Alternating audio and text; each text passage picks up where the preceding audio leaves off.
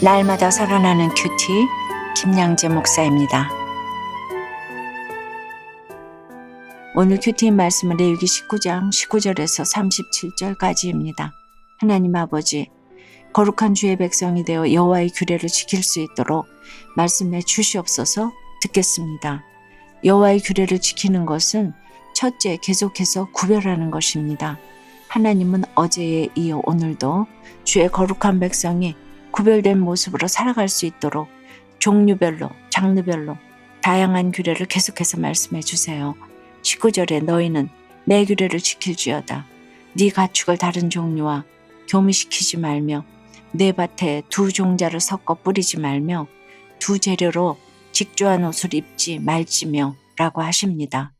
가축 씨앗 옷감을 각기 다른 종류와 섞는 것은 창조 질서를 파괴하는 행위이지요. 그런데 하나님이 동식물과 옷감에 이르기까지 이스라엘 백성에게 끊임없이 구별하고 또 구별하라고 명령하시는 이유가 무엇인가요? 하나님은 우리가 죄악된 세상에 물들지 않고 순수한 신앙을 유지하기를 원하세요. 그러나 말씀을 듣고도 금세에 세상과 타협하고 합리화하는 우리의 연약함도 너무 잘 아십니다. 가나안의 세상 문화가 너무도 유혹적이잖아요. 그래서 이토록 계속해서 경계의 말씀을 주시는 것입니다. 20절에 보니 만일 어떤 사람이 다른 사람과 정혼한 여종, 곧 아직 속량되거나 해방되지 못한 여인과 동침하여 설정하면 그것은 책망을 받을 일이니라. 그러나 그들은 죽임을 당하지는 아니하리니 그 여인이 해방되지 못하였기 때문이니라고 하세요. 당시 이방 풍속에서는 주인이 자기가 소유한 여종과 행음하는 것이 죄가 아니었어요. 하지만 하나님을 섬기는 백성에게 이런 행음은 분명히 죄입니다. 21절과 22절에 보니 행음한 자는 속건제의 수량으로 여호와 앞에 속죄하여 범한 죄를 사함받으라고 하세요. 내 종이라고 내 마음대로 해서는 안 되지요. 행음은 하나님과의 관계에서 지켜야 할 규례를 파괴한 것이기에 반드시 속죄해야 합니다. 적용 질문이에요. 세상과 구별되기 위해 내가 타협하지 말아야 할 것은 무엇입니까? 내 속의 말씀과 세상 방식이 섞여 있는 것은 무엇인가요? 여호와의 규례를 지키는 것은 둘째, 성소를 귀히 여기는 것입니다. 23절에서 25절을 보면 가나안 땅에 들어가서 첫 해에 열린 열매를 바로 먹지 말고 4년을 기다렸다가 5년째 먹으라고 하십니다. 과실조차 거룩해져야 하는 시간이 필요하다는 것이지요. 나의 열매가 거룩해지기까지 기다려야 하는 때가 있습니다. 그런데 우리는 거룩이 무르익어가는 이 시간을 잘 인내하지 못해요. 하나님의 때를 기다리지 못하니 26절 말씀과는 반대로 무엇이든지 핏째 먹고 점을 치며 술법을 행하게 되는 것이지요. 27절부터 29절에 보니 머리카락을 둥글게 깎지 말며 수염끝을 손상하지 말며 죽은 자 때문에 너희의 살에 문신을 하지 말며 네 딸을 더럽혀 창녀가 되게 하지 말라고 하세요. 거룩은 멀리 있고 세상 문화는 가깝기에 하나님 백성으로서 인내하는 삶이 답답하고 지겨울 수 있어요. 그러니 머리와 수염을 깎고 몸에 문신을 새기는 가나안 풍속을 한번 따라해보고 싶기도 하겠지요. 하지만 이것은 모두 우상 숭배와 연관된 풍속입니다. 30절에 보니 하나님이 내 안식일을 지키고 내 성소를 귀히 여기라. 나는 여호와이니라고 하십니다. 죄악이 만연한 이 세상에서 나를 지키고 자녀를 지킬 수 있는 유일한 길은 안식일을 지키고 성소를 귀히 여기는 것입니다. 왜 그렇습니까? 날마다 하나님과 교제하며 말씀을 기억하지 않으면 우리는 순식간에 악을 행할 수밖에 없는 존재이기 때문입니다. 적용해 보세요. 거룩이 무르익는 시간을 인내하지 못해 내가 금세 먹어버리고 싶은 열매는 무엇입니까? 말씀과 공동체보다 내가 더 우선순위에 두는 것은 무엇입니까? 애국 같은 세상에서 건져주신 하나님을 믿지 못해 하나님 방식과 세상 방식이 섞인 채로 살아온 것을 회개한다는 한 성도님의 큐티인 묵상 간증이에요. 저는 초등학생 시절 부모님의 맞바람 현장을 목격하고 큰 충격을 받았어요. 그러다 아버지의 사업이 부도나면서 저희 가족은 뿔뿔이 흩어져 살게 되었지요. 이후 저는 학창시절 내내 부모님에 대한 원망과 분노로 우울증에 시달렸답니다. 그러면서 아버지처럼 살지 않겠다고 다짐했지요. 그 후 저는 예비 장인어른과 장모님에게 결혼 승낙을 얻고자 교회 다니기 시작했어요. 하지만 하나님을 인격적으로 만나진 못했지요. 그러다 저는 직장에서 만난 여자와 아무 거리낌 없이 불륜을 저질렀어요.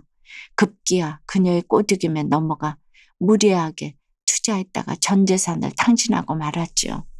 저는 30년 넘게 교회를 다니면서도 음란과 혈기를 좀처럼 끊어내지 못했어요. 그러면서 저희 이런 죄를 감추고자 교회 봉사에 더욱 열심을 내고 봉사에 게으른 성도들을 정죄했답니다. 오늘 19절 말씀처럼 저는 애국 같은 세상에서 건져주신 하나님을 믿지 못해 하나님 방식과 세상 방식이 섞인 채로 살았어요. 그러나 믿음의 공동체에 속해 구속사의 말씀이 들리면서 제게도 참된 회개의 은혜가 임하게 되었답니다. 앞으로는 자기 중심적인 생각을 내려놓고 주의 규례와 법도를 지켜 행하길 소망합니다. 저의 적용은 제 안에 남아있는 혈기를 다스리고자 약물 치료를 꾸준히 받겠습니다. 교회 소그룹 모임에서 지체들의 나눔을 일일이 기록하며 듣겠습니다. 입니다. 정말 그렇습니다. 우리가 날마다 말씀으로 깨어있지 않고 공동체에 속해 있지 않으면 금세 악하고 음란한 세상에 눈이 돌아가서 가정을 무너뜨릴 수 있어요. 그래서 항상 가정이 경건해야 합니다. 오늘 32절에 너는 센 머리 앞에서 일어서고 노인의 얼굴을 공경하며 내 하나님을 경외하라고 하세요. 어제 3절에서도 너희 각 사람은 부모를 경외하라고 하셨지요. 우리가 부모와 자녀, 윗사람과 아랫사람의 관계를 통해 하나님을 경외하는 법을 배우게 되기 때문입니다. 에베소서 6장 2절에서도 내 아버지와 어머니를 공경하라. 이것은 약속이 있는 첫 계명이니 라고 하셨지요. 그래서 우리는 먼저 가정의 질서를 바로 세우고 끊임없이 무엇이 잘못되었는지 늘 말씀으로 점검해야 합니다. 37절에 보니 너희는 내 모든 규례와 내 모든 법도를 지켜 행하라. 나는 여호와이니라 라고 하세요. 하나님이 이렇게까지 종류별로 장르별로 여호와의 이름을 걸고 구체적으로 명령하신 이유가 무엇일까요? 우리가 사람마다 사건마다 핑계를 대며 죄를 합리화할 것을 다 아시기 때문이에요. 하지만 우리가 진정 살 길은 어떤 경우에도 하나님의 모든 규례와 법도를 지켜 행하는 것뿐입니다. 사랑하는 여러분, 교회의 한 발, 세상의 한 발을 두고 살면 금세 세상과 섞이게 되고 그러면 창조 질서를 무너뜨리는 행위를 할 수밖에 없습니다. 날마다 말씀을 기억하지 않으면 우리는 순식간에 악을 행할 수밖에 없다는 것을 인정하고 말씀과 공동체를 가장 귀하게 여기시기를 바랍니다. 그래서 세상에 만연한 죄악에 물들지 않고 신앙의 순수성을 지켜나가기를 주님의 이름으로 축원합니다. 기도드립니다. 하나님 아버지, 오늘 거룩한 주의 백성이 되어 지켜야 할 규례들을 알려주셔서 감사합니다. 그런데도 거룩은 멀고 세상 문화는 가까워서 금세 세상의 눈을 돌리고 타협하고 싶을 때가 많이 있음을 고백합니다. 주여 불쌍히 여겨 주시옵소서. 참으로 날마다 하나님과 교제하고 말씀을 기억하지 않으면 순식간에 악을 행할 수밖에 없는 존재임을 인정하고 말씀과 공동체를 더욱 귀히 여길 수 있도록 도와주시옵소서. 이 시간 주님의 규례와 법도를 지키기로 결단하오니 주의 거룩한 백성으로서 신앙의 순수성을 지켜나갈 수 있도록 주여 인도해 주시옵소서. 역사하여 주시옵소서. 예수 그리스도 이름으로 기도드리옵나이다. 아멘. 지금까지 우리들 교회 김양재 목사님이었습니다. 큐티에 도움받기 원하시는 분들은 큐티엠 홈페이지 qtm.or.kr 또는 유튜브에서 큐티엠을 검색하시면 도움받을 수 있습니다. 자세한 문의사항은 지역번호 031-705-5360번으로 문의하시기 바랍니다.